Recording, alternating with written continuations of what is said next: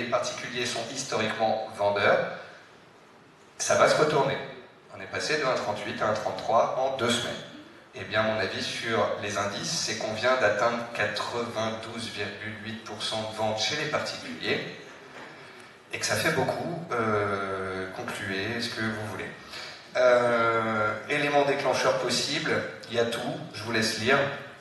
Mais la petite histoire, tu peux la raconter, la petite que tu nous as racontée l'autre jour? Moi, j'aimais bien. Philippe nous dit, suffit d'un gérant de hedge fund, avec un hedge fund avec quelques dizaines de milliards, quelques dizaines de milliards suffiront, avec de l'effet de levier bien évidemment, un gérant de Hong Kong qui passe en Chine, qui se fait arrêter, qui se fait mettre en tôle, et puis, manque de peau, il se fait, je sais pas moi, tuer par la police sans faire exprès. Ce gérant est le gérant star d'un fonds énorme à Hong Kong. Ce fonds a 200 milliards de positions en effet de levier sur les marchés. Tous les clients veulent quitter le fonds doit déboucler les positions, le fonds va donc déboucler ses positions en un temps record, va saccager des marchés, et ces marchés-là vont entraîner des vagues de panique. Et c'est un épiphénomène, c'est un petit déclencheur. Quelqu'un qui se fait arrêter. Alors après, vous avez tout, vous avez les catastrophes naturelles, les guerres, les conflits, la faillite d'un hedge fund, la faillite d'une banque. Quand on sait que les banques françaises sont en effet de levier de 30 à 60 par rapport à leurs fonds propres, bon, vous imaginez une banque qui a 10 milliards sur son compte bancaire, ok? Elle a un effet de levier de 60, donc elle a 600 milliards sur le marché. Le marché perd 10%, elle perd combien? Elle perd 60 milliards. Elle a 10 milliards en banque, elle perd 60 milliards, elle est à moins 50 milliards. Vous voyez le concept? Rassurez-vous, tout le monde est assuré auprès de tout le monde, hein, et ça marche très très bien.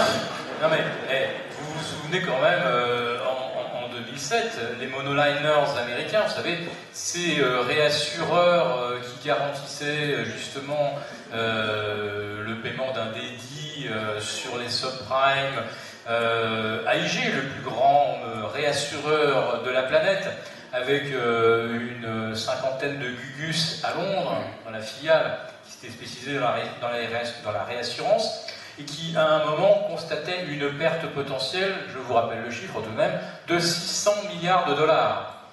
Bon, à l'époque, les fonds propres d'AIG, ça devait être autour de 100 milliards. C'est pour vous donner à peu près l'échelle. Donc, tout le monde est effectivement réassuré auprès de tout le monde, donc il ne peut rien arriver. Sauf si de ce coup, il y a un assureur qui vous a menti et qui n'est pas capable d'assurer quoi que ce soit, mais qui vous a simplement fait croire à un moment qu'il pourrait le faire et que ça lui a permis de toucher une bonne prime, de s'acheter un bateau, de passer quelques jours aux Seychelles avec sa copine. Vous oubliez que c'est les intérêts personnels qui, jusqu'au bout, font que ça tienne, et puis un jour, ça lâche. Allez, ça, c'est les petites cerises sur le gâteau. Ça, c'est l'effet des soi-disant Abenomics. Vous savez, on fait baisser le yen parce que comme ça va relancer les exportations. On n'a jamais fait autant de déficit commercial au Japon. C'est un graphique qui est à jour. Donc, je mettrai un petit bémol au bonheur que les Japonais ont d'avoir M. Abe comme Premier ministre. Et le deuxième graphique est un graphique qui est parlant, c'est qu'on essaie de nous vendre, on essaie de vous vendre que la baisse du yen va les sortir de la déflation. Alors regardez, là vous avez un yen qui était à 130 dans la période 2000-2004 et une déflation qui était à -1 à ce moment-là. Cherchez l'erreur. Voilà. J'ai rien d'autre à ajouter, ça veut dire que vous n'êtes pas prêt de vous en sortir au Japon. Bon. Maintenant, je vais passer au scénario haussier. Ça tombe bien, il me reste 30 secondes. Pour vous dire que les marchés sont particuliers, irrationnels, et qu'historiquement, on a déjà vu des phases de hausse de 30 à 40% en ligne droite, et elles ont été terminées par des hyperbules. Donc, on monte, et au moment où on croit que ça va se cracher, on fait une extrême montée avant de se cracher. Voilà. C'est celle où on fait rentrer justement tous ceux qu'on peut lessiver, en l'occurrence les particuliers. Donc oui, il y a des années où on a fait 40 et 50% de hausse. Oui, sur ce principe-là, on peut encore monter. Donc, On n'a pas dit qu'il fallait acheter des armes, des boîtes de conserve, vendre les indices à tour de bras et vendre toutes vos actions, mais un trader averti en vaut deux, et donc on souhaitait vous avertir, et ensuite vous en faites ce que vous voulez. C'est-à-dire que certains prendront des bénéfices, certains allégeront, certains couperont, et certains se protégeront, et les plus agressifs vendront. Après, tout dépend de votre profil. Et puis après, en fait, je voulais vous montrer deux graphiques pour vous dire quels auraient été les scénarios proposés. Le CAC 40, c'est pas compliqué. Dans un canal aussi à faible pente, pourquoi c'est l'indice que je préfère vendre? Parce que c'est un des indices les moins performants d'Europe et du monde. Donc, et puis en plus, c'est l'indice français, donc en l'occurrence, les gens aiment bien l'étudier, donc ça me va. Parce que être vendeur sur les US, ça fait mal. Être vendeur sur le CAC, c'est un peu moins compliqué.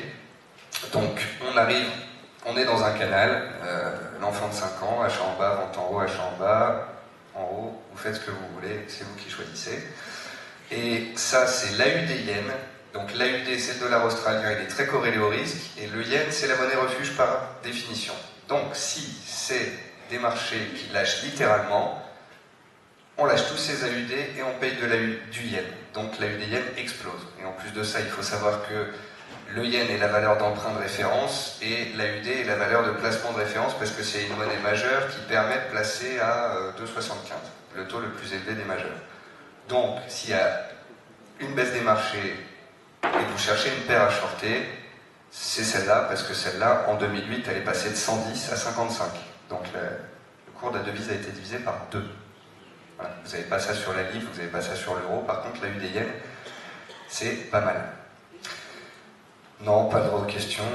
Non, on n'a pas le droit aux détracteurs ni aux questions, c'est comme ça. C'est une dictature ici. Non, il est 15h, on est en retard, il va falloir qu'on enchaîne. Vous pouvez toutes les semaines, tous les jours retrouver dans leurs écrits ou dans leurs passages télé, de toute façon, Olivier et Philippe, que j'ai été très content d'avoir avec moi sur scène. Vous pouvez leur écrire, nous écrire, poser des questions. Donc, on s'excuse un petit peu pour le petit retard et le débordement, mais sachez qu'ils sont dispo et qu'on sera là pour répondre à vos questions si nécessaire, parce qu'on a un petit peu de retard et qu'on va devoir passer ce passage-là. Est-ce que tu donnes 30 secondes pour un mot de la fin? Allez. Non, mais vas-y. D'abord à Olivier. Il passe sur BFM dans 2 minutes, il va l'arrêter. Bon, on remercie. Vous pouvez l'applaudir.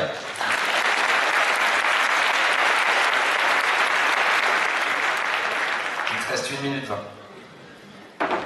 Donc on a vu effectivement quelques jolis graphiques. Si on avait agrandi le graphique du CAC de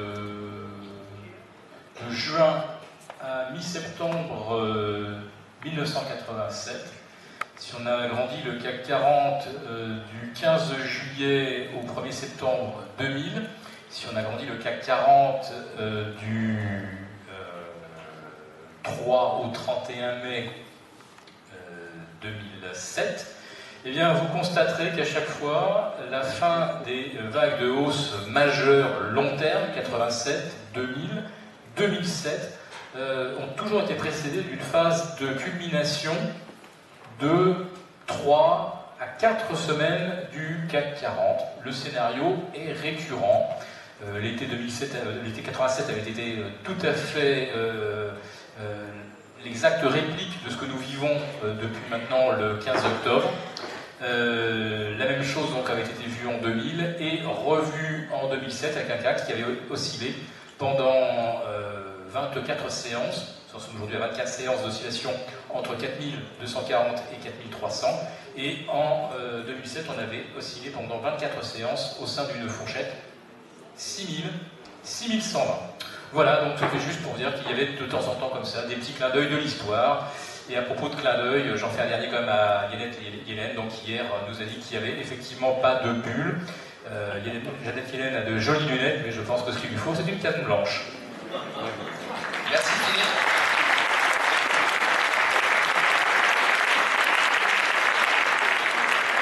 Je vais maintenant appeler la Dream Team sur scène.